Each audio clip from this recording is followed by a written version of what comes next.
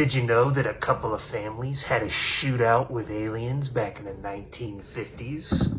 And this is a real news article from back then. So two families were gathered at a farmhouse. The Suttons and the Taylors were their names. And old Billy Ray Taylor supposedly noticed some bright lights streaking across the sky. And shortly after, they were surrounded by these goblin-like creatures that were supposedly like 3 feet tall with glowing eyes, and they had a gunfight with them. And they were just trying to shoot these creatures that were attacking their farmhouse. And apparently this gunfight lasted for about 4 hours.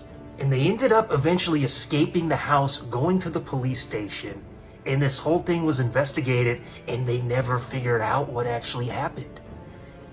They thought it might have been a prank. They thought it might have been, alcohol-induced, but there was no alcohol found at the property.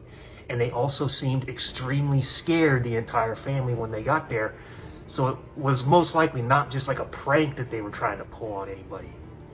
And then another thought is that it was just some owls that were attacking the house, supposedly, and they were mistaking these owls for aliens. So this is just a pretty crazy story, and it gave rise to the concept of little green men and also inspired the movie Critters.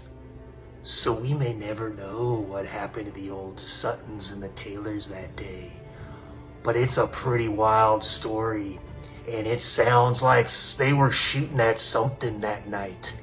So if you ever find yourself out in a farmhouse in Kentucky, keep your eyes on the sky and watch out for these little guys. It's your boy Burns, and I'll talk to you later.